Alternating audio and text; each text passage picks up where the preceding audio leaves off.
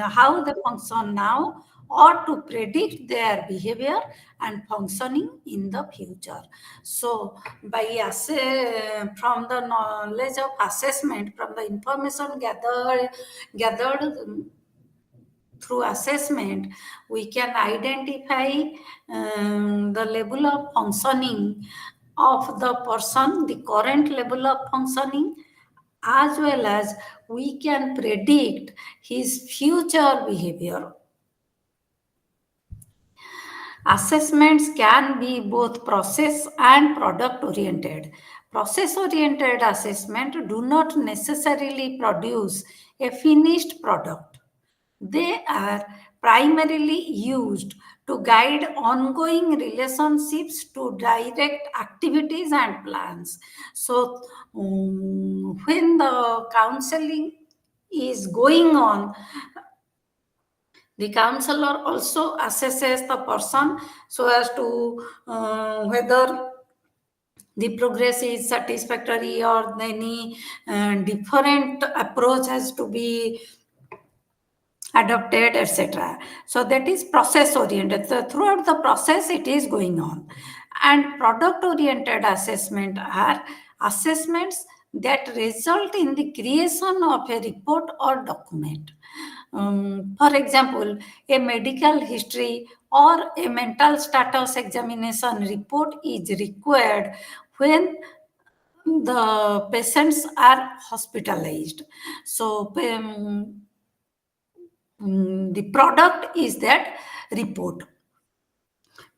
But process oriented assessment do not require to write a report. Purpose of assessment: why the counselor should go for assessment? First, self understanding. By knowing the strengths and weaknesses of the client, the counselor can gain insight so as to what they can do and what they cannot do to help the client. So from the assessment, the counselor knows about the person and what they, or to what extent they can help or they cannot help. Second purpose is to diagnosis of client's problem. So by using the data properly, we can interpret causal factors. It also helps to identify various aspects such as family background, physical health, academic performance, etc. So the client's problem are diagnosed. Third, career planning and education. Assessment done with the help of various psychological tools, guides, that means the information gathered through assessment, obtained through assessment, guides the students in making choices for their career and selection of subjects or courses. In educational setup, assessment helps in career planning. Fourth purpose is prediction of the future performance. Counselors use assessment data to estimate individuals' attitude, ability, personality, etc., that have implication for the success and adjustment, which help to predict the future performance of the individual. Suppose a person, for example, scores very high on a scale of aggression. That means the person is very aggressive. Now, current level, current diagnosis is the person is more aggressive than the average. Okay. And when we are going to predict his behavior, since he is high on aggression, he is an aggressive person. So in future situations, in almost all situations, he is expected to behave aggressively because he is an aggressive person. and unless some intervention is given to lower down his level of aggression, he will behave aggressively in almost all situations. Fifth purpose is evaluation of the outcome of counseling. So, assessment is done prior to counseling as well as at the end of it to so that the change in score can give an idea about the success of our counseling. Principles of assessment. Serger and Linden state that assessment should be holistic, ongoing, balanced, accurate, and confidential. Holistic means multiple methods in collecting information. So, information from various sources should be collected. Mm, Assessment should be ongoing. Ongoing means psychological assessment must take into account the dynamic nature of the human behavior. Human behavior always changes. So, that should be taken into consideration. And this is important because the counselor keeps on refining his understanding of the client. So, ongoing assessment should be carried on. Assessment should be balanced. Assessment makes use of the normative information as well as individualized data. The data obtained from the individual and where does the individual stands in the normative population. Uh, so it should be balanced between individual data and normative information. Both are to be used. Assessment should be accurate. So counselors should have the skill for interpreting the data. They must keep in mind the possibility of errors as all tools or no tool is 100% correct, 100% accurate.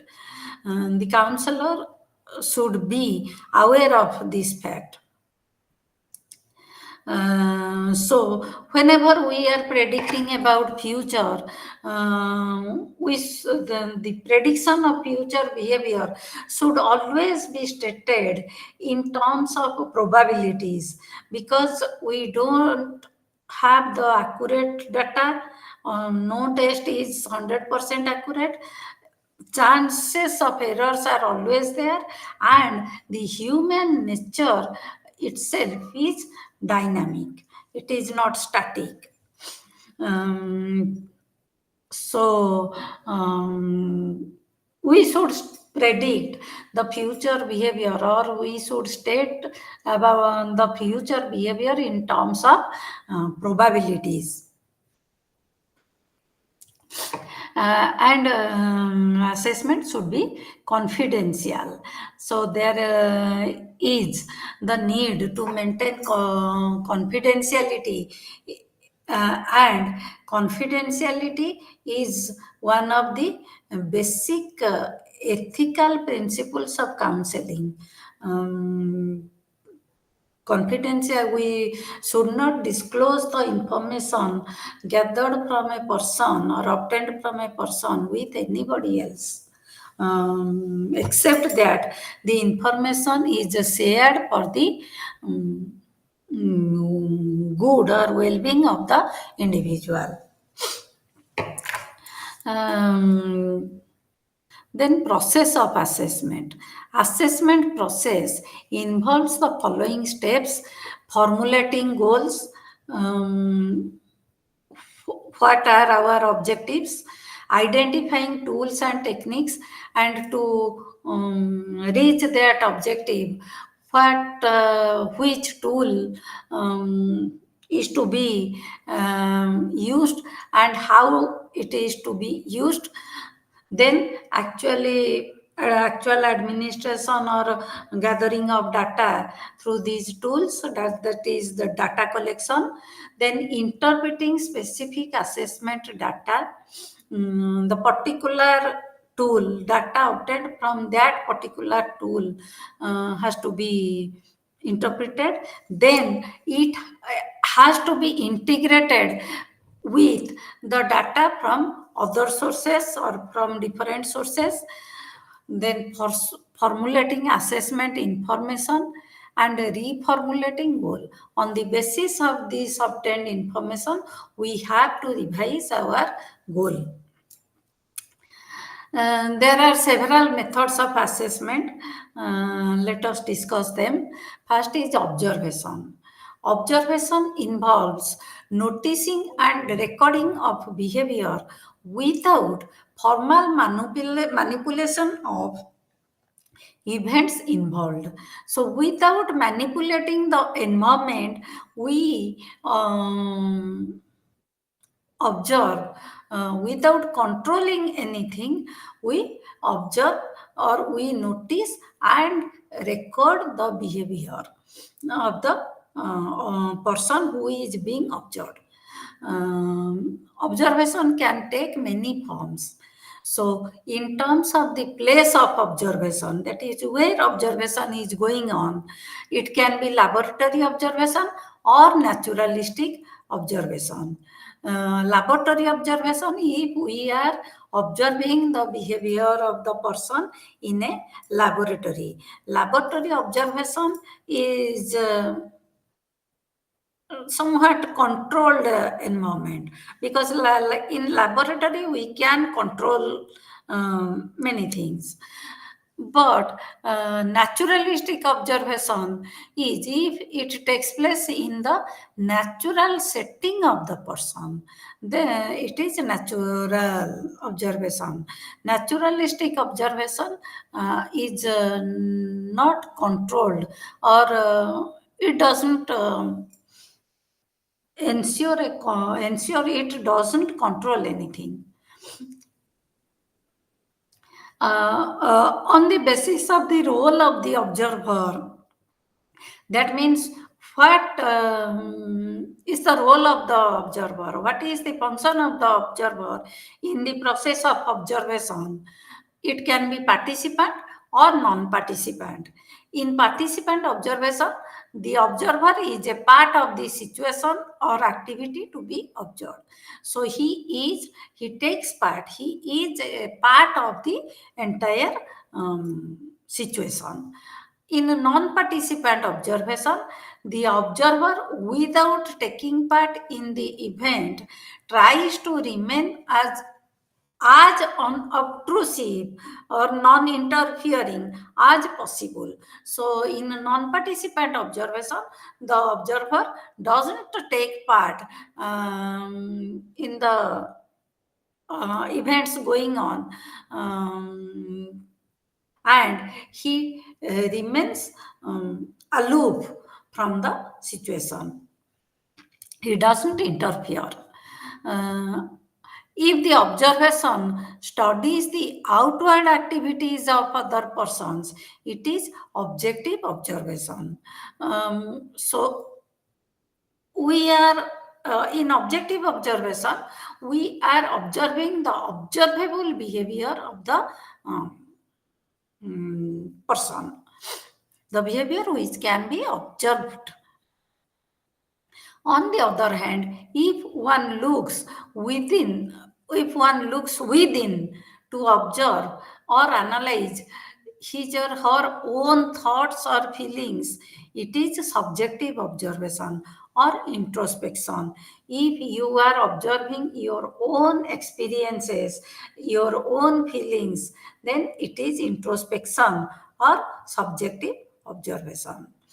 So, on the basis of degree of control by the observer over the situation, it can be structured or unstructured. And structured observation means you plan before which behaviors are to be structured, are to be observed, and what should be the rating principles. So there are everything planned before. All these things are planned before. There are but in unstructured observation, we go for observation and observe everything that is going on. um, there are I am giving you an example. Suppose you are observing the mealtime activities of a family. So you go to the family during their mealtime, and you plan before that I am going to observe the nature and amount of interaction, verbal interaction among the members of that family. So specific behavior are to be observed, and you may you are planning whether to make frequency counts when specific behavior is taking place, or you would use a rating scale. So you are planning this. This is a structured observation.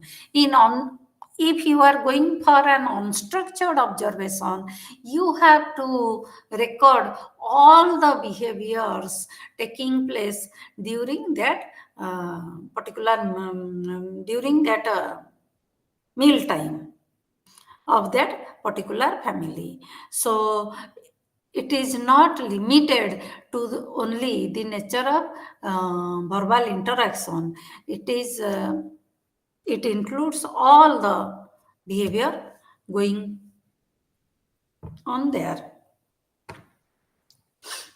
There are a number of instruments used to record information collected through observation. For example, checklists, rating scales, anecdotal reports, etc. We can get a real picture of the behaviors and events through the observation method, because it is not no variable is controlled here. So the situation is not artificial like that in an experiment. So here we can get a real picture of the observed person. But the major limitation is that observation may get influenced by the observer's bias. Then second method of assessment is interview. Interview involves a direct verbal interaction between the interviewer and the interviewee. The former, that means the interviewer, probes to obtain information about the latter, that is interviewee. So the interviewer asks some questions, direct verbal interaction. So the interviewer asks question or try to obtain or get some information, verbal information from the interviewee. The person who is being interviewed is known as interviewee. There are three forms of interview: fully structured interviews, in which a fixed set of questions are asked in a fixed order, requiring the respondent to answer from a fixed series of options given by the interviewer. That means, suppose I ask you a question: have you had your lunch today? So there are only fixed answers. Either you have to say yes or you have to say no. Other than if I ask you, have you had your lunch today? So what would you answer? Either yes or not, no. So there are fixed options from which the interviewee has to choose. and the questions are pre-written, and so they are fixed, and the order of the question is also fixed. को कहा पर को question पचरा जिबा, that is also fixed. Second type of interview is a semi-structured interview. Semi-structured interviews consist of a predetermined set of open-ended questions, allowing the interviewee freedom to express their views in their own terms. So the questions are predetermined, but there are not fixed options. Questions are open-ended, so you can answer in your own manner. Suppose I ask you,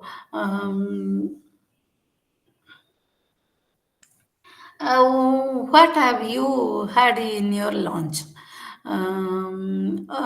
You may, the question is open ended. You can, if you have, you had rice, you may answer rice. If you had roti, you may answer roti. Or I may ask you, what is your experience of this IGNO class? So the question is open ended. You can give any answer. Unstructured, but the questions are predetermined. What questions are to be asked? They are predetermined. Unstructured interview. In interviews are the ones where only one main question is asked to uncover the informant's views on the topic of interest. So only one main question is asked. Suppose I want to know about your launch habit. So only question is to be asked. Tell me something about your launch habit. So the totally your answer is open, and uh, the informant's views on the topic can be known from such questions. The counselor must take the verbal, paraverbal, non-verbal, and situational aspects, etc., into consideration. What is verbal aspect of interview? Then what is said? So actually, what are you saying, or the what the interviewee is saying? That is the verbal aspect of interview. Paraverbal aspect means how it is said. For example, pitch, tone, pace, inflection, etc. जोर कौच कि शब्द धीरे कौच, जल्दी जल्दी कही दौच कि रही रही कौच, etc. All these come under paraverbal aspects. Then non-verbal aspect. Non-verbal refers to body language. And situational aspect include whether participation is voluntary, or whether the client is cooperative, and where the interview is conducted. In which situation the interview is going on. All this information should be considered. Third method of assessment is case study method. Case study, a case study is an in-depth investigation or analysis of a strong single person. Typically, data are gathered from a variety of sources And by using several different methods, experiments, interviews, questionnaires, observations, diaries, and psychometric tests can all be used within a case study. So, detailed or in-depth analysis or a detailed investigation of a single person is made, and information from a variety of sources are collected. And case study can be based on an individual, a family, a social group, yeah, or an event or a series of events. So we can gather the case history of an individual, or we can study a case study of a family. We can take the family as a unit, or a social group as a unit. So or we can study an event, um, mm, and case of an event that can also be studied. So that is case study method. Fourth method is diaries and daily schedules. Diary, you report or you write down your daily experiences. So a diary is a method of collecting qualitative information self-written by the participants about his or her behaviors, activities, and experiences longitudinally over an extended period of time, ranging from a few days to even a month or longer. So, diary is a longitudinal recording of the informant's behavior, activities, and experiences, and the it is usually self-written. This method allows participants to record events as and when they occur. The diaries that people are asked to keep for a purpose, especially for research, are called solicited diaries. Um,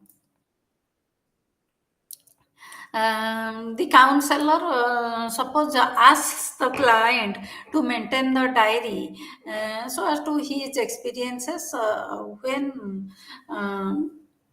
she or he is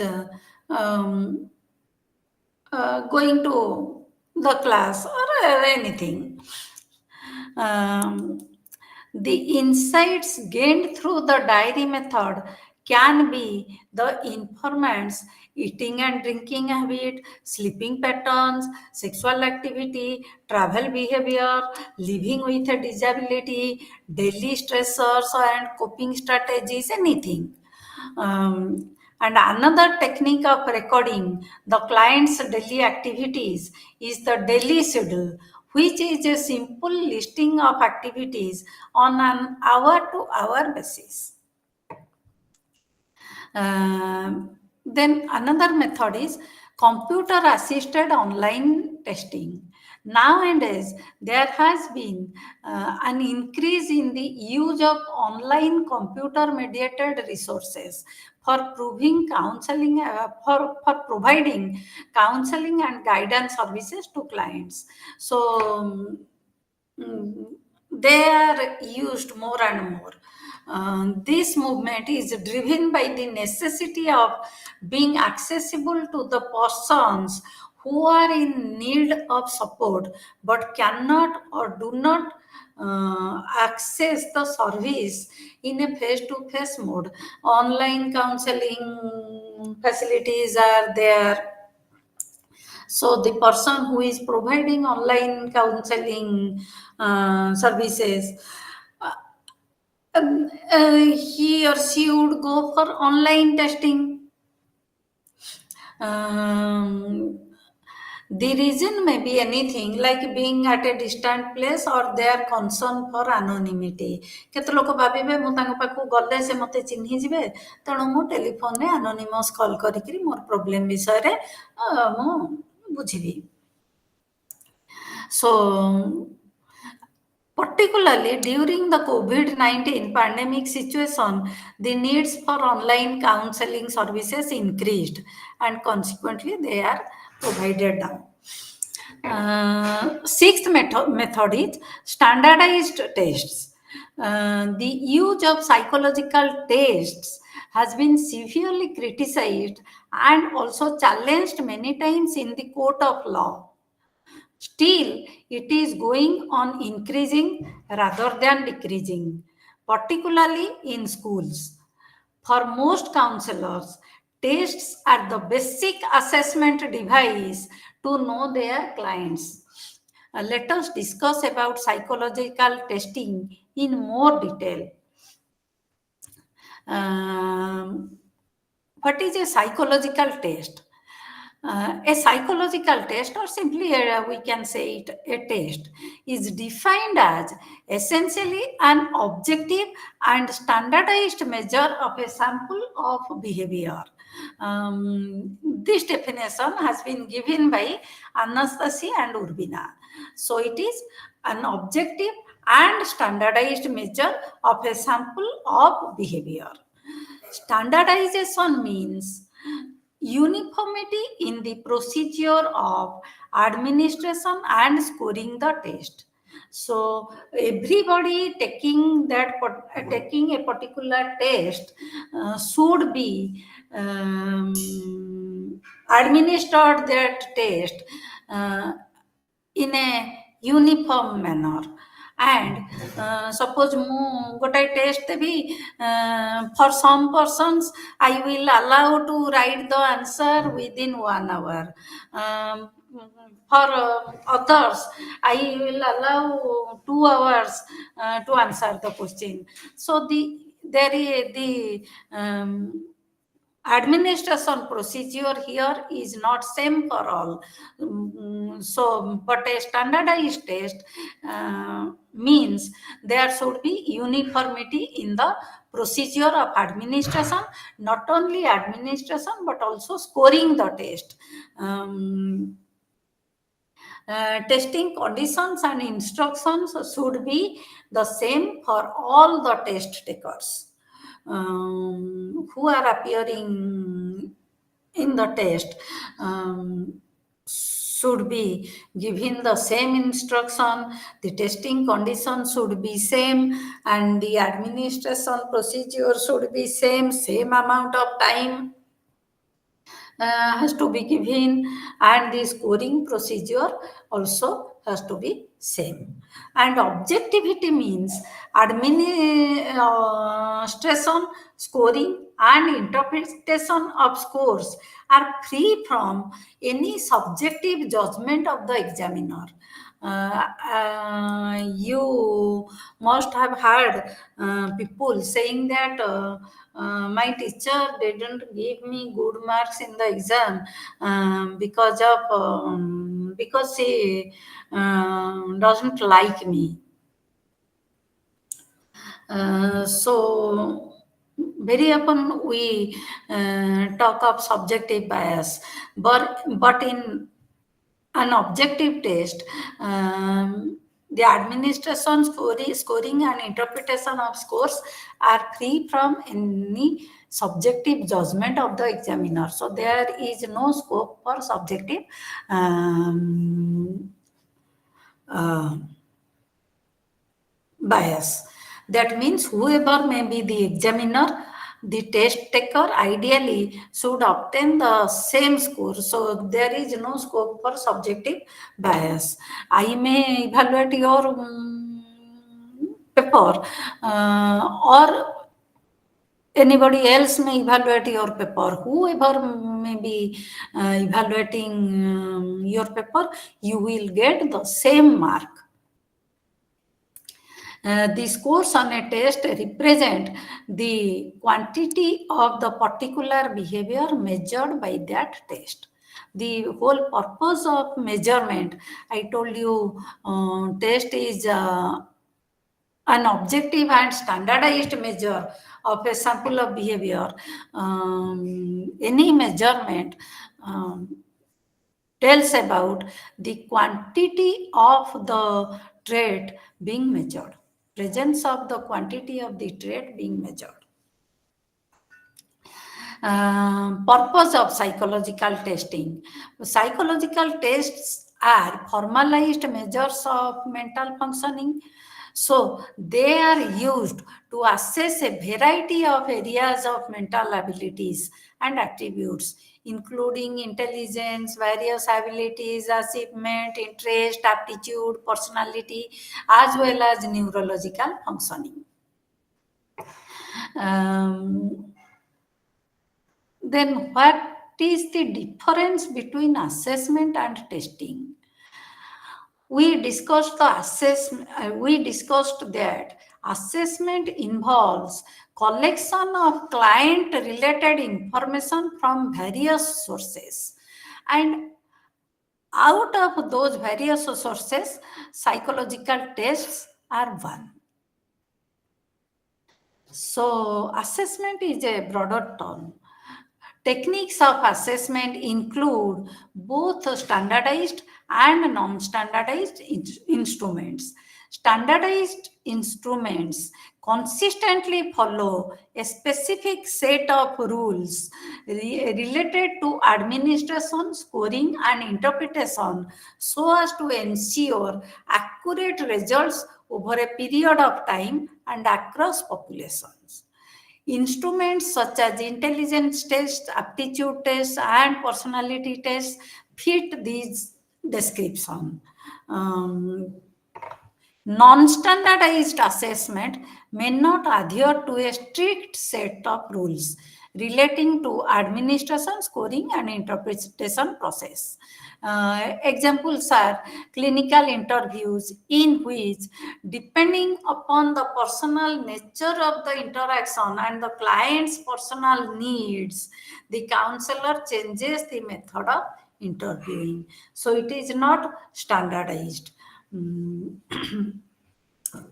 Very often, the terms assessment and testing are used interchangeably, but by definition, assessment includes information obtained from tests as well as other sources, implying the broader nature of the assessment. So, assessment is a broader term. In fact, assessment is not the same thing as testing, it is more than testing. Here is a table that compares assessment and test. Assessment is a broader and holistic evaluation covering a wide spectrum of behavior, whereas test is an instrument that measures a sample of behavior at a specific time. Um, Secondly, assessment uses multiple methods of collecting information like observation, interview, rating scale, and case history, etc., as well as the testing. But uh, testing means it is ordinarily restricted to administering one or more tests. Assessment involves a collection of data from multiple sources, both direct and indirect. Direct source are client and is the client, and indirect sources, as I have told you, parents, teachers, friends, etc.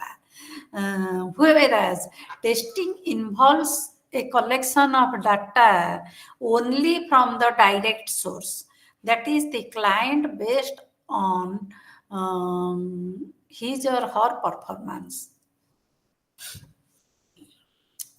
So, information based on the client's performance is collected only from the client.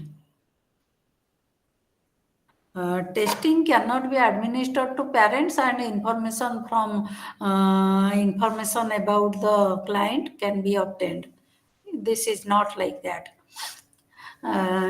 Assessment uses both formal, that is standardized, and informal methods for gathering information. But as per the definition given by Anastasia and Urbina, Tests are standardized instruments. The context of assessment are usually natural. The context of testing are usually artificial and controlled. Hence, they have less resemblance with real world performance.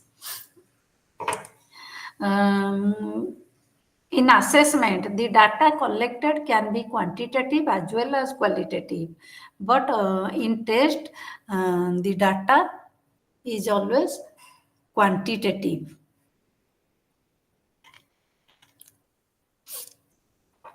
Let us discuss about types of psychological tests. Do you have any doubt?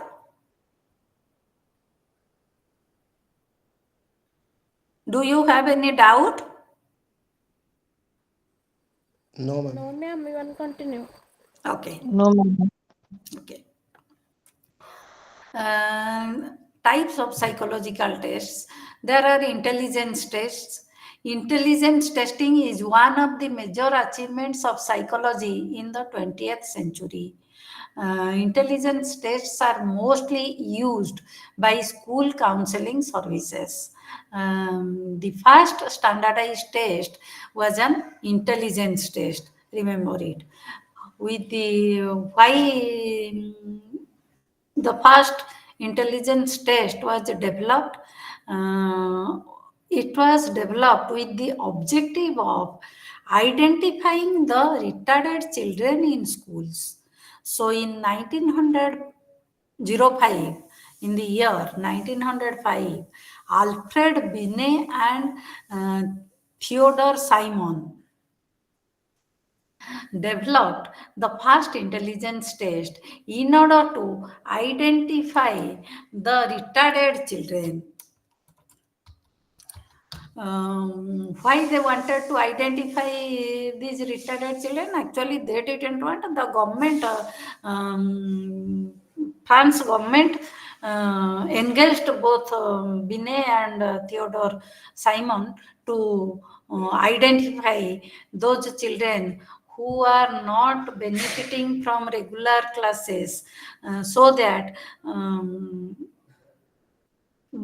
some extra teaching can be given to them, or to intervention can be given to them. So that's why Binet and Simon developed the first intelligence test in the year 1905. And that test is popularly known as the Binet-Simon scale. The American, it was developed in France and in French language. The American version of this test is the Stanford Binet Intelligence Test. A person, Torman, he adapted the test in the adapted this Binet Simon test to English in the University of Stanford. That's why it is known as the Stanford Binet Intelligence Test, and it was developed in 1916. After the success of Binet Simon scale, dozens of intelligence tests were developed and refined. Both intelligence tests are available. Even the Stanford Binet test is now in its fifth revised form. Though originally the Binet test was meant for children, over these revisions, this test has also been modified to be used with adults. So the Stanford Binet fifth revision can also be used with adults. But the original Binet Simon scale was meant for children.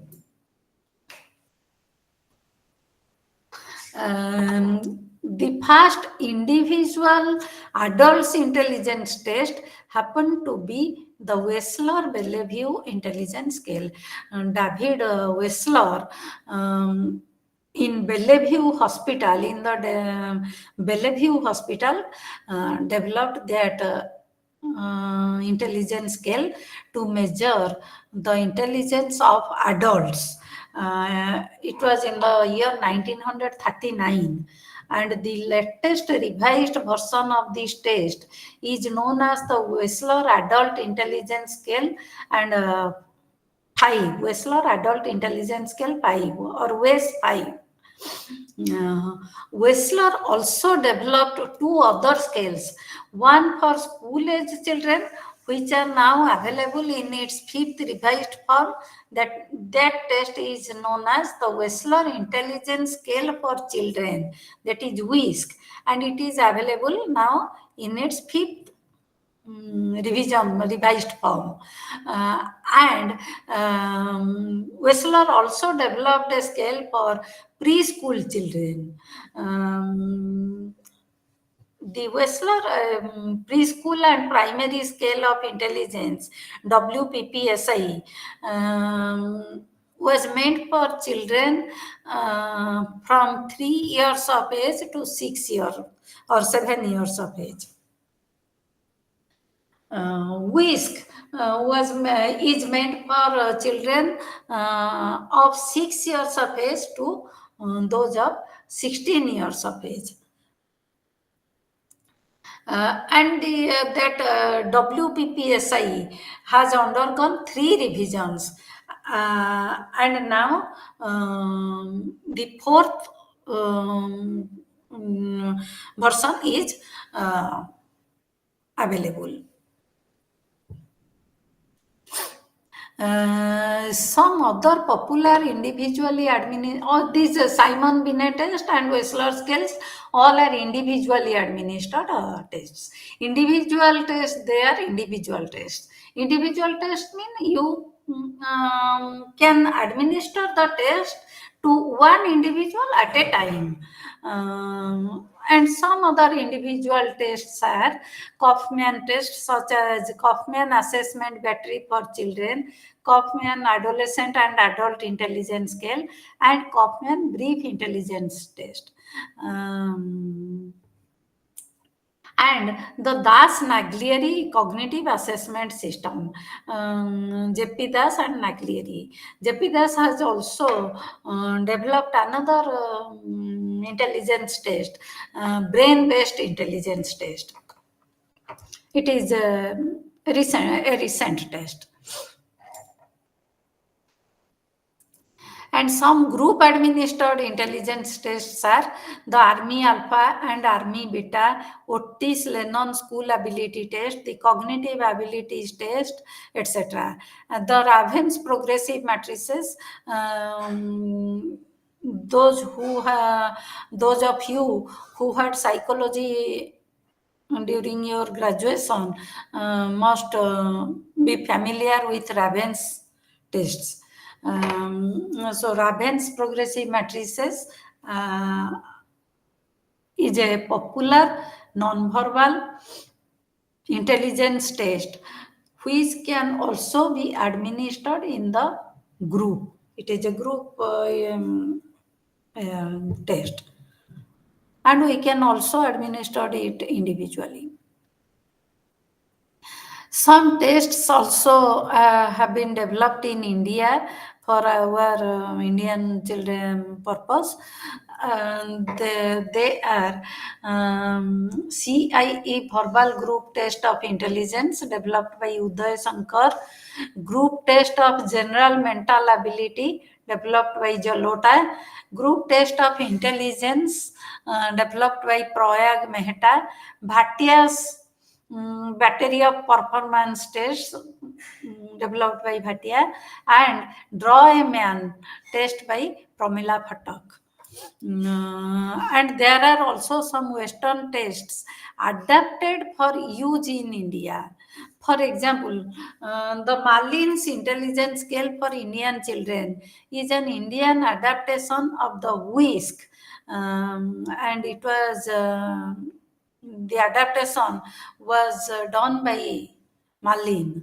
The WISC 4 has been adapted and standardized in India by Pearson in the name of West for India, and the Das Naglieri cognitive assessment system and the BBIT are also suitable for use in India. Second category of intelligence, or second category of tests are aptitude tests. So there are tests to measure aptitude.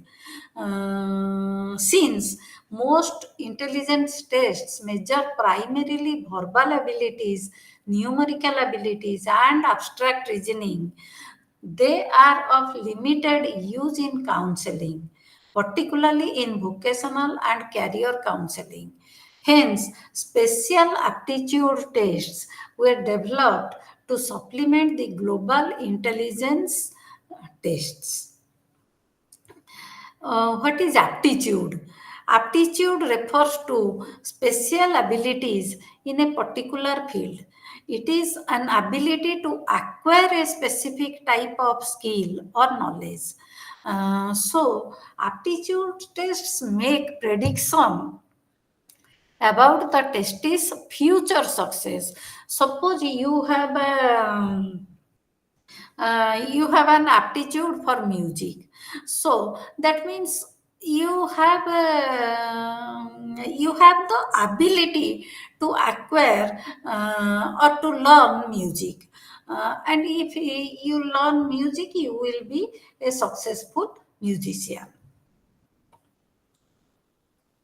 um, Counselors use aptitude tests for career counseling, curricular planning in schools, helping employers in personnel selection and on the job training. Um, uh, for these purposes, aptitude tests are used. There are special aptitude tests which measure an individual's potential ability to achieve proficiency in a specific type of job. For example, Thurston's examination in clerical work, Sharma's mechanical aptitude test battery, general clerical aptitude test, graphic arts test, musical aptitude tests. So these are tests which measure the individual's potential ability to achieve proficiency specifically in these areas. Multi-aptitude test batteries are now available, which consist of a number of subtests, each measuring a different aptitude. These are very helpful because we can compare the individual's performance in a variety of fields. So, we can guide the test taker on the basis of the scores obtained in a variety of fields. Uh, Counselors use these subtest scores to examine the person's suitability for vocation that require different skills in varying combinations. Some of the suppose you are interested for administrative service. For administrative service, you must have verbal fluency, your language should be good, and some mathematical ability also is required. Above all, your abstract reasoning must be good. So, if you have aptitude, if you are good in all these four areas, then you may go for administrative service. On the other hand, for a person who is interested in sports, Language ability may not be required to such a great extent.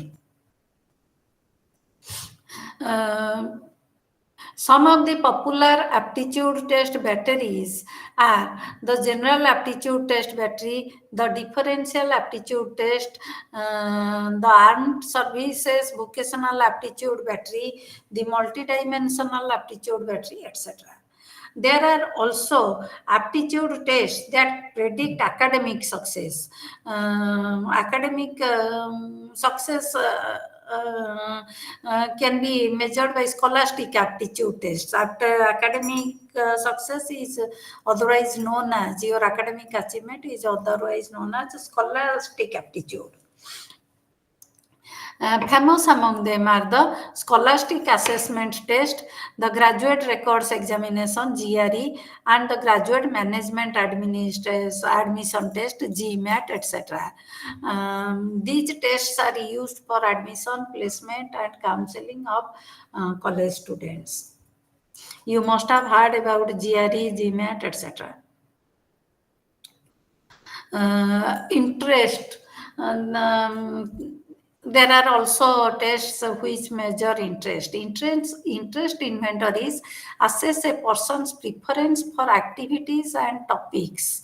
Uh, um, the earliest interest measure was the strong vocational interest blank. Suppose you are not interested for a particular career, so you must not opt for that. You must not be forced to go for that career.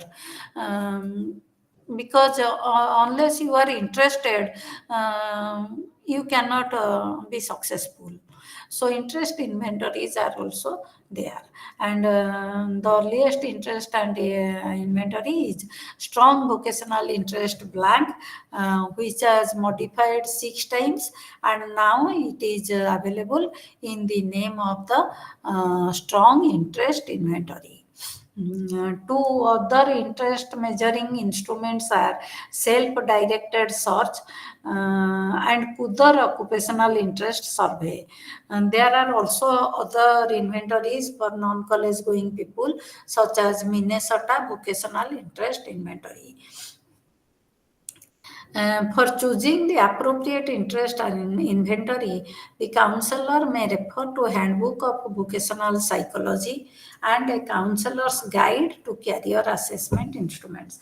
One thing I want to make it clear, I have given just some examples.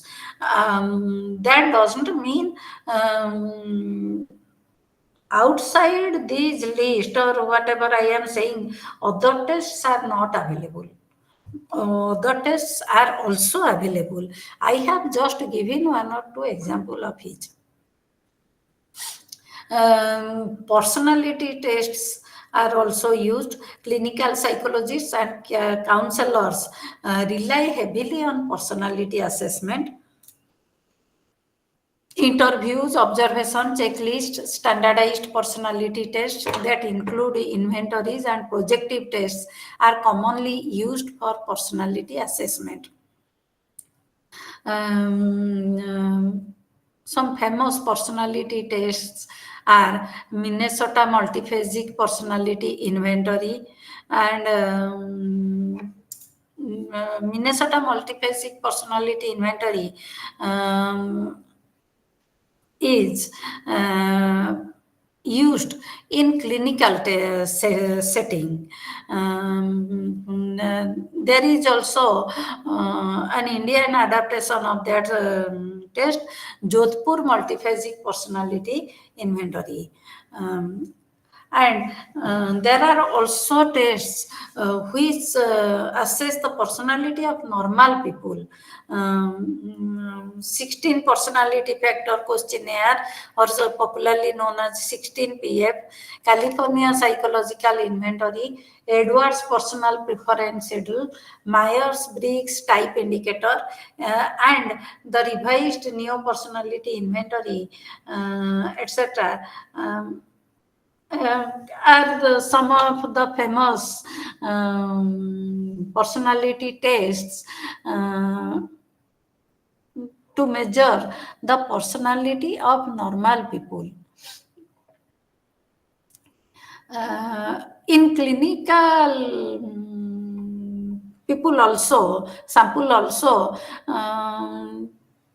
the scores, and the clinical patients, they also so different clinical or persons suffering from different disease, so a different combinations of scores on these scales.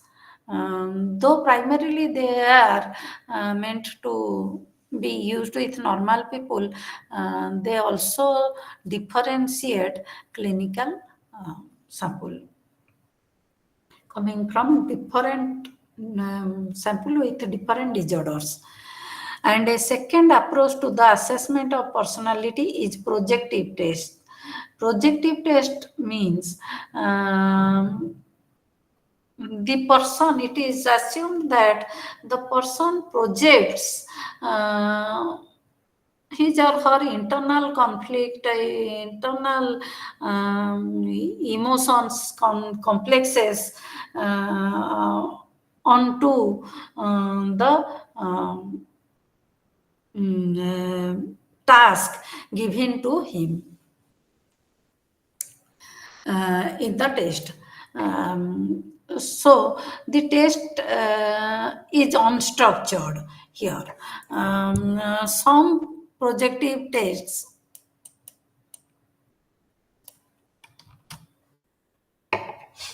are the Rorschach blood test, developed in 1921. As early as in 1921, the Rorschach blood test was developed, and still now it is the most widely used projective test. The thematic apperception test, or TAT, the children's apperception test, it is the children version of the TAT, the Rotter incomplete sentence blank, and the SIS in blood test, etc. And achievement, in order to measure achievement, we can use achievement tests. Achievement tests measure the outcomes of the instruction given in a subject or task. The results of achievement tests are used for making educational and career decisions. Traditionally, schools were relying on teacher-made achievement tests for these purposes. These tests were mostly essay type tests and content specific. The type of test we were facing in our school examinations, but they were time consuming and less reliable due to a lack of agreement among examiners in grading them. Objective multiple choice tests could answer these issues to some extent. Less time is taken, and all the examiners are, because there is a uniform rule for scoring these tests, there is agreement among examiners in objective multiple choice tests. The first standardized achievement test was developed by Thorndike, and there are general achievement batteries like the Stanford Achievement Test, the Metropolitan Achievement Test, etc. The wide range achievement test is very widely used. Professionally oriented achievement tests such as National Teacher Examination and National counselor examination, etc., are also used to ensure a minimum level of competency among the persons in the respective profession. ଆମର nowadays teacher eligibility test is given to persons who are interested for teaching jobs. Neuropsychological testing. Neuropsychological testing or neuropsychological assessment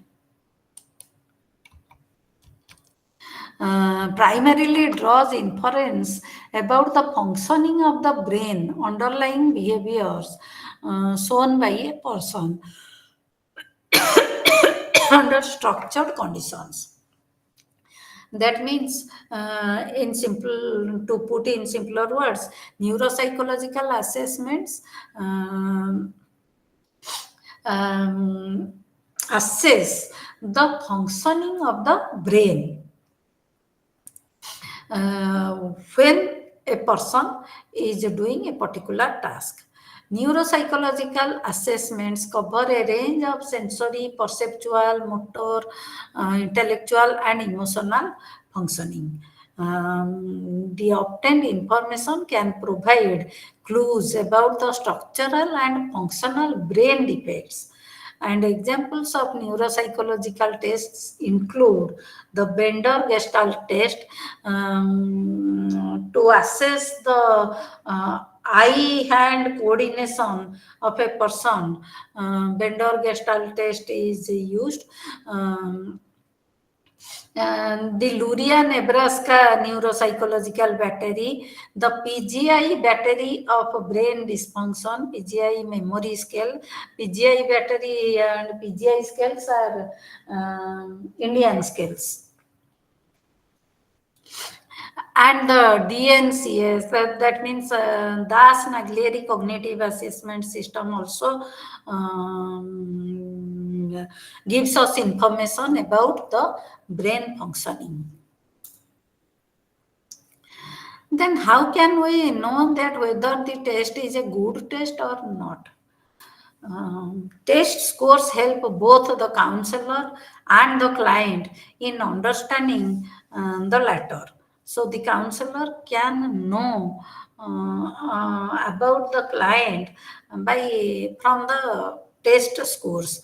The client also can know himself or herself, and the former decides the appropriate counseling methods and evaluate the effect of the intervention on the basis of these test scores. That is why it is very important on the part of the counselor not to make any mistake in testing the client. Because on the basis of the results of the testing, intervention is given. So the counselor should be very careful in selecting the appropriate test which have certain required characteristics. So a good psychological tests have some required characteristics. These characteristics are: first, validity. It is a characteristic of a good psychological test. So a good psychological test must be valid. This is the most important quality of a test. Validity means the degree to which the test actually measures what it purports to measure or what the test intends to measure. So, or in other words, we can say validity tells us how well a test fulfills its function. ଯାହା କରିବା କଥା ସେ କେତେ ଦୂର କରିପାରୁଛି। If the test is not valid, we cannot make a correct interpretation on the basis of test performance. Suppose we are administering a test which is said to be measuring verbal reasoning or vocabulary, whatever may be. But actually, the test is a test of numerical ability. So, on the basis of the score on the test, we cannot say that we cannot describe the person's verbal ability or vocabulary because the test doesn't measure vocabulary. So validity is a very important characteristic of a good test. So if the test is not valid, we cannot make a correct interpretation. We cannot say a person anxious on the basis of his or her high score on the anxiety scale whose validity is low. Validity is low means that scale is not measuring anxiety. That scale is measuring something else. So we cannot say that the person is anxious. The validity of a test is usually determined by the correlation between the test score with measures of an independent criterion of what the test is meant to measure. Suppose we are giving an entrance test. To select students for admission into a particular course. So, its validity of this entrance test can be found out by correlating by finding out the correlation between the test score with uh, your scores on the examination after the end of that score. That means actual success in that course and the test score are to be correlated. That means if a test is designed to measure an individual's probability of success in a course, suppose medicine or psychology, the ultimate success in the course as indicated by grades obtained in the final examination or teacher's ratings are the criterion. So the correlation coefficient between the test score and examination grades or instructors ratings is indicative of the validity of the test. There are several types of validity such as content validity, criterion validity, construct validity, etc. You may study them else where. The second characteristic of a good psychological test is reliability. For the test to be able to understand the client or make accurate predictions about his or her behavior, must yield fairly consistent result on more than one occasion of testing. Suppose you administer the test. And now today is Monday. I administer you an intelligence test on Monday today. You all of you will get a score. Suppose you so your score corresponds to an IQ of 110. Okay. On Friday, I again administered that particular test to you, and your score now your score corresponds to 130, or somebody else's score corresponds to an IQ of 80. Is it possible? From 110 to 130, 20 points increase within 3 days is not possible, or a decrease of 30 or 40 points is not possible. That means the test is not reliable. The test score is not, the test doesn't yield consistent result. Reliability is a measure of the degree of consistency of scores obtained by the same person when retested with the same test on different occasions or with different sets of equivalent items. Um, There are several methods of determining reliability. They include the test retest reliability, parallel form reliability, split half reliability, internal consistency, scorer reliability, etc. Then the third major characteristic of the test, of a good test, is availability of norms. An individual's score on a psychological test is usually interpreted by comparing it with the scores obtained by others on the same test. That means, if suppose I give one of you, I pick up a girl from your class and give a mathematical ability test. Okay. And you score, mm, your score is 85 or 90. So, what should I say? You are good in mathematics, or you are excellent in mathematics, or you are just average, or you are below average. What should I say?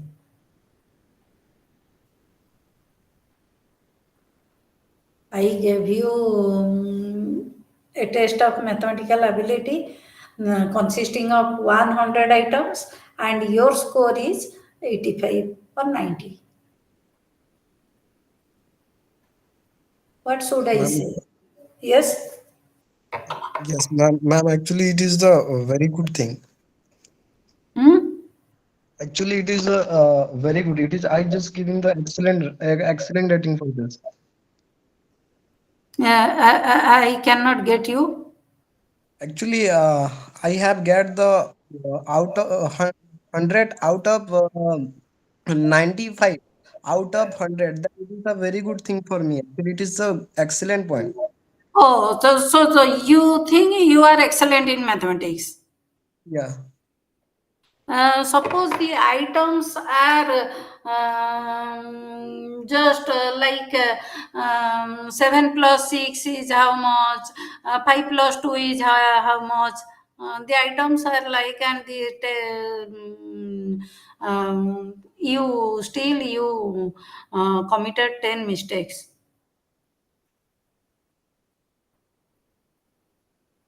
The test consists of items just from just simple addition. They consist of some simple addition problems. Two digit or one digit addition, and out of 100 you score 90. Ma'am, actually, it is a normal thing because I have a intelligence in my master degree right now, and it is a basic question. So that is the easy for me and everybody. who is the So attempt for this. no, that means suppose all your friends have secured 100 out of 100, but you have secured 90 in that particular test. So how can you say that you are excellent? So the scores are to be interpreted by comparing it with the scores obtained by others on the same test. That is referring to the norms. Norm means normal or average performance. So, in comparison to the average performance, your score is not as good as the average performance. Okay, so you are below average in that case. On the other hand, suppose I administer you a mathematical ability test which is meant for engineering students, and you secured 40 out of 100, and most of your friends secured 10, 15, 20. That means you are excellent. Yeah, ma'am. So raw score has no meaning actually. It has to be compared with the normal or average performance or the performance of others of your group. Okay. So establishment of norms is an important step in the process of standardizing a test. Norms are prepared by administering the test to a large representative sample of the persons for whom it is made. The sample which was used for the establishment of the norm is known as standardization sample. The average performance as well as the number of persons obtaining scores of varying degrees of deviation from the average are computed. Mm, a particular individual's performance can be interpreted as average or above average or below average by comparing it with the norm. Norms are broadly of two types. One is the developmental norm, uh, and the second category of norms is within group norms. Developmental norms are helpful in interpreting test scores in terms of the developmental level attained by the test taker. Um, uh, Examples of developmental norms are mental age, grade equivalence, or etc. You must have heard the word mental age.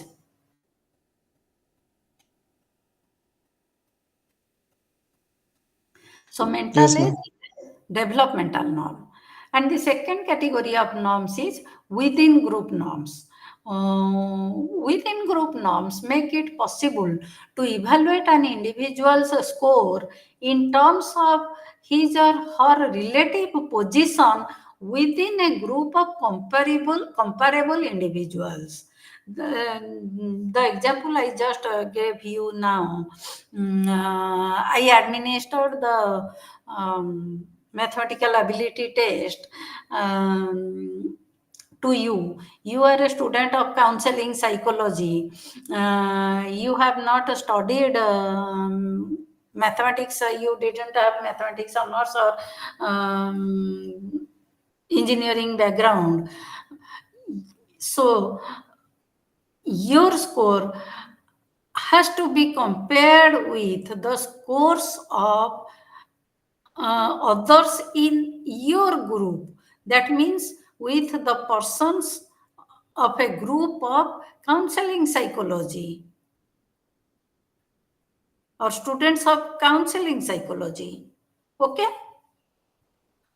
So, That will tell you your relative position within a group of comparable individuals with whom you can be comparable.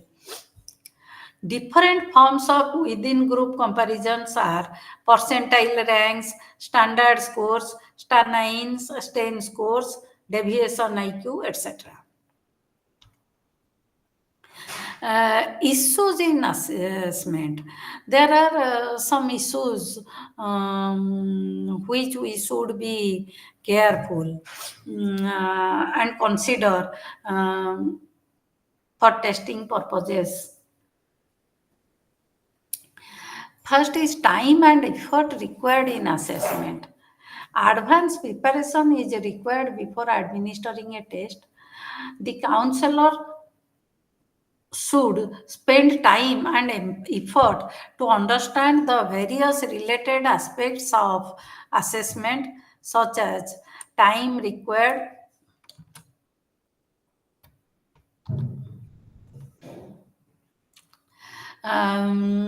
appropriateness of the instrument, availability of norms, etc. So before choosing a test, you should consider whether this test is appropriate or not for your purpose and make a conscious decision about using that particular test. He or she should take time to read the manual of the test and know whether the norms available for the particular test would be applicable for the client. Suppose your client is a boy studying in grade 5.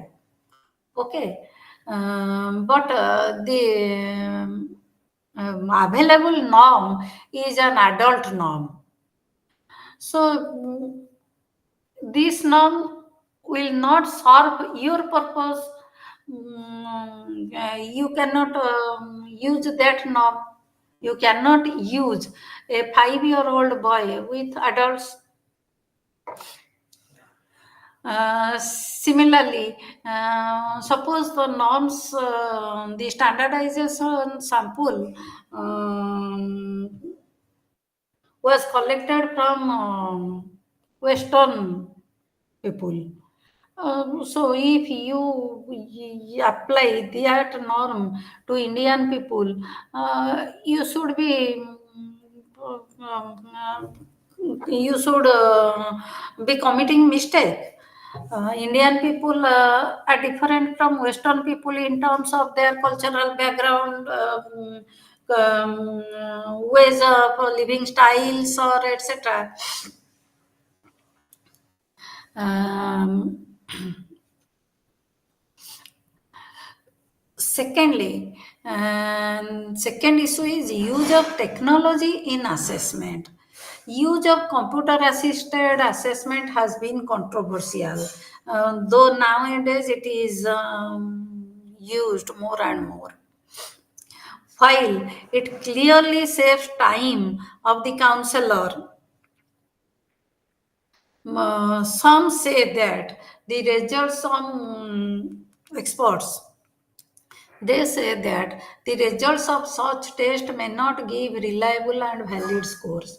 Why? Because you cannot see that person, whether the person cheated or not, you cannot know. So we cannot ensure that the score is valid. Some psychologists believe, again, moreover, we cannot observe the test taking behavior of the individual. So qualitative aspect we cannot observe. Um, a test always, while interpreting the scores obtained from a test, the qualitative behavior of the person must be taken into consideration. Some psychologists believe that computerized assessment has not been sufficiently validated, whereas others fear that the increasing use of computer in counseling will increase the risk to the confidentiality of clients' information. ଆମେ କମ୍ପ୍ୟୁଟରରେ ସବୁ save କରିକିରି ରଖିଥିବା show person it will be available to everybody, so confidentiality of information may be at risk. On the other hand, some people opt for computerized or online testing and counseling for that confidentiality matter, because they think anonymity can be maintained. Misuse or overuse of tests. Tests should not be used for anything and everything. Just like some people swallow pills whenever they have a common cold or for every small reasons, the tendency to use a test on the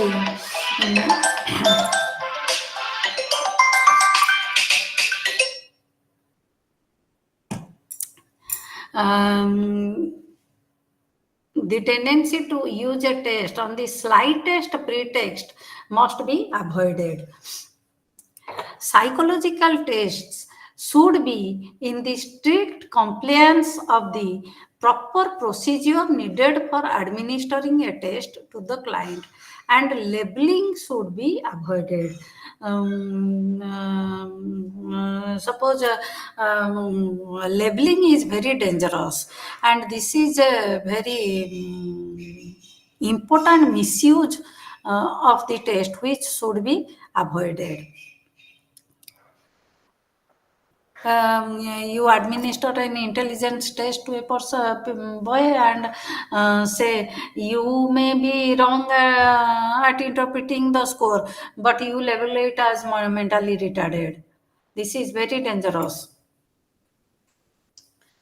Um, Indirectness of the measurement. Most of the psychological assessment and test are indirect. Tests are indirect, as we cannot see the psychological traits directly. We cannot see your personality directly. We cannot see your intelligence directly, so we have to depend on a sample behavior which your intelligence or personality is reflected in your behavior. So we have to depend on a sample behavior which may itself suffer from a number of limitations. The sample may not be representative of your whole population of behavior. In such a situation, measurement of any trait itself becomes a source of perpetual difficulty. And there is also incompleteness of measurement. The need to understand the client's situation from a total perspective, just by assessing behavior on a particular dimension, only one dimension, means we are having an incomplete picture. We do not get a comprehensive picture of the whole behavior. So, the results from the tests should also be combined with information or findings from various other sources. Um, Safety of testing material, this is very important. All materials used in the assessment process, whether paper and pencil or computer based, must be kept secure. It should not be available to everybody. It should not be within the reach of everybody. Lack of security may result in some test takers having access to test questions beforehand, thus invalidating their scores. So, suppose I am going to administer or to measure your intelligence tomorrow, and today you c- come to my laboratory and ask my assistant to give you the particular test so that you can practice it. You take the test and practice it, and tomorrow when I actually administer the test, due to your practice your score will be high. So but that score will not be a valid score. It will not be a valid measure of your intelligence. It is just a test of memory of what you have practiced. It is not a test of intelligence. So, before going for an assessment of the client, you should take certain things or keep certain things in your mind. First, need for assessment. What is the need for assessment? What information are you looking for through information? You should be clear. Then appropriateness of the tool, the suitability of the particular tool in terms of age, gender, and social culture, of the client, should be considered. Then reliability and validity of the test. Whether the test you are going to measure is reliable and valid or not. And then you should take the prior consent of the test taker. If the test taker is not interested or doesn't agree to take the test, you should not go for it. Then confidentiality. The scores of the test should be kept confidential. There are several sources, and the score we obtain from testing is not error free. Our assessment is not error free. No assessment or no test in the world is 100% correct. Even your medical tests, they are also not 100% correct. So psychological tests are also not 100% correct. What are the sources of errors in assessment? Environmental factors. There are various extraneous influences that may affect the reliability and validity of an assessment procedure. For example, room temperature, noise in the testing room, poor lighting, inaccurate timing, etc. All these affect your test scores. So, due to these external factors, environmental factors, your score may be affected, and there may be error. Competence of the counselor. The counselor must have a good theoretical as well as pragmatic understanding of the subject. Before administering the intelligence test, I must have a good theoretical and pragmatic understanding of the understanding about intelligence. So uh, she must be well equipped with different assessment techniques. Uh, what are the different assessment techniques? What are the positive points of different techniques? What are the shortcomings of different techniques? Whether I am using a standardized test, what are the disadvantages or limitations of standardized tests? So the counselor should be equipped with all these knowledge. If the counselor is not competent enough with regard to the assessment procedure, then the counselor may not get a proper picture of the situation and the diagnosis of the problem may not be accurate. Thirdly, client's subjective state can be a source of error. Suppose the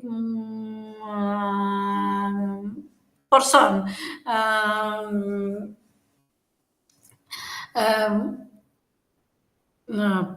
a person's state of mind is not same at all the time.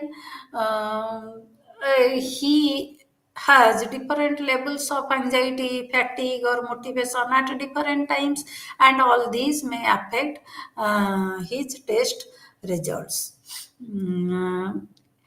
There are also ethnic, linguistic, and cultural differences which affect the test performance. Suppose I don't know English, and you are giving me um, a test which is written in English. How can I perform it? How can I take that test? So my score on that test will not be a proper measure of my intelligence or whatever ability is given, is being tested. Then administration, scoring and interpretation. Uniformity in administration, scoring and interpretation should be followed. So if different standards are being used for scoring and interpretation of the score, then in that interpretation and scoring will be erroneous. Fallibility of test scores. Test scores can be are not 100% accurate. It is essential to understand that all assessment tools, regardless of how objective or standardized they might be, are subject to errors. Always obtained score, the score which we obtain is the true score plus error score. It is your true score, your true ability plus some error. So error is inherent in the testing procedure. So the obtained score can never be error free. It is always there are always some error score, and counselors should have an understanding of the subjective error of measurement, SEM, of that of the test. Suppose I am administering uh, administering the waste to a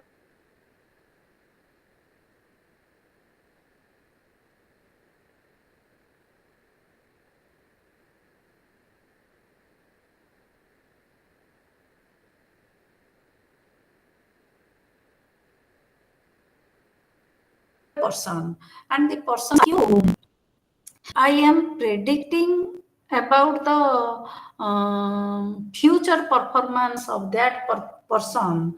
I must take the subjective error of measurement of that test of the to consideration. I must consider it, because if suppose the subjective error of measurement for that particular test is 10, that means when we go for future administration, we may predict that the person may score between 97 to 117. there is possibility that the person will score between 97 and 117. The person will not score exactly 97, 107, because there are error factors are there. There are several factors which contribute to variation in scores. We have discussed them. Okay?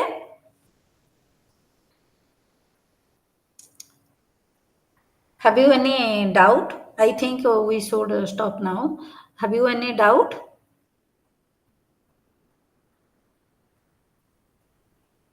Hello? Yes, ma'am. Have you any doubt?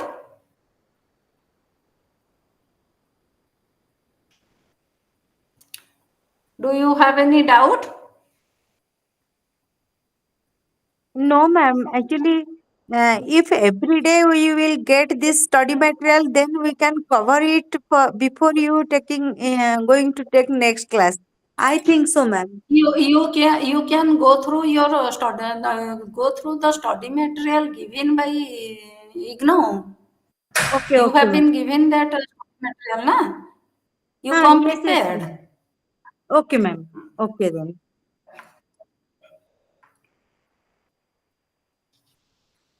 Okay. So let us stop now. We will meet on Wednesday. Tomorrow, I will not take your class.